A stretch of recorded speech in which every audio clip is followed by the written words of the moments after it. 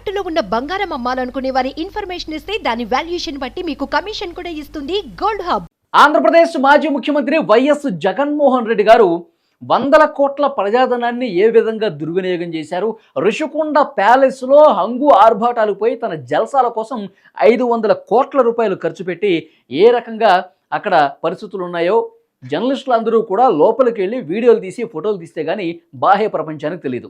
So ఎప్పుడైతే లోపల ఉన్నటువంటి కళ్ళు మిరుమిట్లు గొలిపే విధంగా అక్కడ వాడిన మార్బుల్స్ కావచ్చు, బాత్ టబ్బులు కావచ్చు, వాష్రూమ్లు కమోడ్లు కావచ్చు, ఇవన్నీ చూశాక అందరూ నోరెళ్ళ పెట్టాల్సిన పరిస్థితి. కేవలం వాష్రూమ్ కోసమే 50 కోట్ల రూపాయలు ఖర్చు పెట్టిన పరిస్థితి ఉందంట.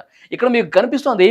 ఎప్పుడైతే ఈ విజువల్స్ అన్ని బయటకు వచ్చాయో అక్కడ అందరినీ అట్రాక్ట్ చేసిన మరొక విషయం ఏంటంటే ఇక్కడ మసాజ్ టేబుల్ ఇక్కడ మనకు చాలా స్పష్టంగా కనిపిస్తుంది. రిషికొండ ప్యాలెస్లో ఉన్నటువంటి మసాజ్ టేబుల్ ఇక్కడ మనకి చాలా స్పష్టంగా చూడొచ్చు.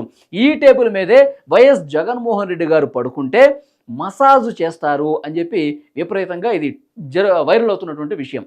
ముఖ్యంగా జగన్మోహన్ రెడ్డి గారు వారానికి 1 లేదా 2 సార్లు మసాజ్ చేయించుకుంటారంట. అది కూడా బ్యాంకాక్ నుంచో లేకపోతే థాయిలాండ్ నుంచో అక్కడి నుంచి మసాజ్ చేసేవాళ్ళు వచ్చి వారానికి 1 లేదా 2 సార్లు మసాజ్ చేసి వెళ్తారని చెప్పి ఈ వార్త కూడా సోషల్ మీడియాలో తెగ వైరల్ అవుతున్న పరిస్థితి కనిపిస్తుంది.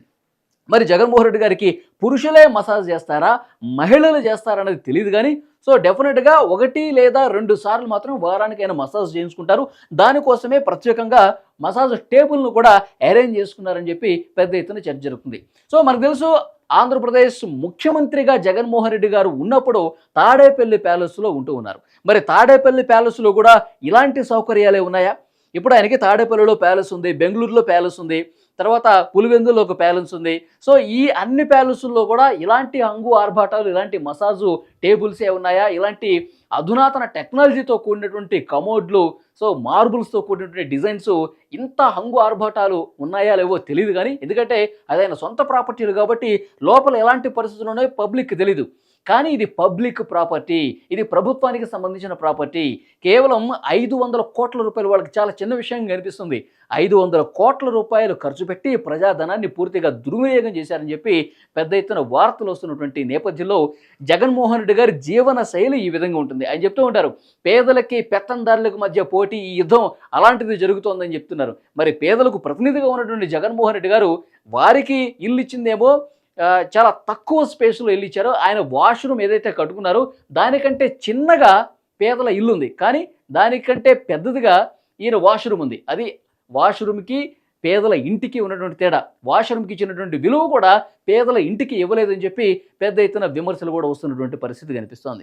సో ముఖ్యంగా ఈ మసాజ్ టేబుల్ గురించే సో రాష్ట్ర వ్యాప్తంగా పెద్ద ఎత్తున చర్చ జరుగుతుంది. సోషల్ మీడియాలో జగన్మోహన్ రెడ్డి గారు మసాజులు చేయించుకుంటారు, ఆయన మసాజుల కోసమే, ఆ రూమ్ కోసమే కోట్ల రూపాయలు ఖర్చు పెట్టారు, దానికోసం విదేశాల నుంచి వచ్చి మరీ మసాజ్ చేసి వెళ్తారని చెప్పి రాష్ట్ర వ్యాప్తంగా అయితే ఈ మసాజ్ టేబుల్ గురించి పెద్ద ఎత్తున చర్చ జరుగుతుంది. సో ఈ విజువల్స్ అన్ని ఆల్రెడీ మీరు చూస్తున్నారు. ఈ అక్కడ ఉన్నటువంటి ఫర్నిచర్ కావచ్చు, ఈ షాండ్లియర్ కావచ్చు, కోట్ల రూపాయలతో ఖర్చు పెట్టి ఇక్కడ మనకు బాత్ టబ్ కనిపిస్తుంది. ఎవరైనా సరే బాల్కనీల నుంచి చూస్తే సముద్రం కనిపిస్తారనుకుంటారు. కానీ జగన్మోహన్ రెడ్డి గారు బాత్ టబ్లో పడుకొని ఆయన స్నానం చేస్తూ బయట వెదర్ని ఎంజాయ్ చేయాలి, బయట ఉన్నటువంటి సముద్రాన్ని కూడా స్నానం చేస్తూ బాత్ టబ్లో పడుకుని కూడా నాకు కనిపించాలి అని దృక్పథం ఇక్కడ కనిపిస్తుంది. ఇక్కడ చూసారా? అదేవిధంగా ఈ డిజైన్ రూపొందినట్టుగా మనకు కనిపిస్తుంది.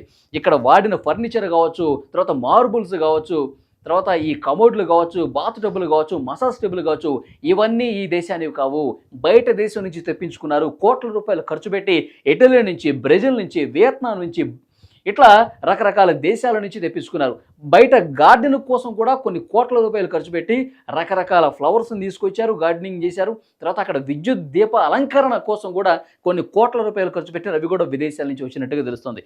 సో ఈ హంగు ఆర్భాటాలతో 500 కోట్ల రూపాయలని పేరుకు చెప్తూ ఉన్నారు. సో దానికంటే ఎక్కువే అయి ఉంటుందని చెప్పి పెద్ద ఎత్తున చర్చ జరుగుతుంది. సో ఇంత విలాసవంతమైన జీవితం జగన్మోహన్ రెడ్డి గారిది. మరి మొన్నటి వరకు ఉన్న తాడేపల్లి ప్యాలెస్లో కూడా ఇలాంటి హంగు ఆర్భాటాలే ఉన్నాయా? ఇంత టెక్నాలజీ ఉపయోగించి ఇన్ని కోట్ల రూపాయలు ఖర్చు పెట్టుకుని సౌకర్యాలు అందులో ఉన్నాయా? చూడాల్సిన అవసరం ఉంది. మరి అక్కడ తాడేపల్లి ప్యాలెస్లో కావచ్చు, బెంగళూరు ప్యాలెస్లో కావచ్చు, సో లోపల జగన్మోహన్ రెడ్డి గారి జీవన విధానం ఇది.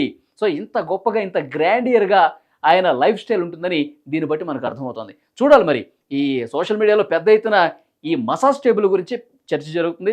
మరి ఇది వాస్తవమా కాదా? మరి ఆయన మసాజ్ వారానికి 2 సార్లు నిజంగానే చేయించుకుంటారా? పురుషులతో చేయించుకుంటారా? మహిళలతో చేయించుకుంటారా ఈ మసాజ్ అనేది కూడా పెద్ద ఎత్తున చర్చ ఉంది. సో చూద్దాం, అసలు వాస్తవాలు బయటకు రావాలంటే మరికొంత సమయం పడుతుందేమో చూద్దాం.